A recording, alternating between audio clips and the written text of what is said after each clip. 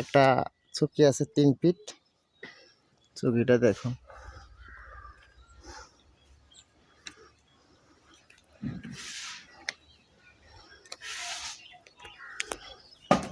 এটা হলো মেন চকি।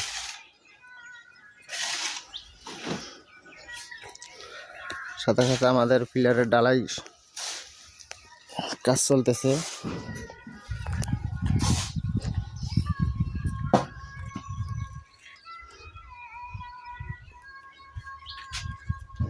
সিঁড়িটা উপর থেকে দেখুন।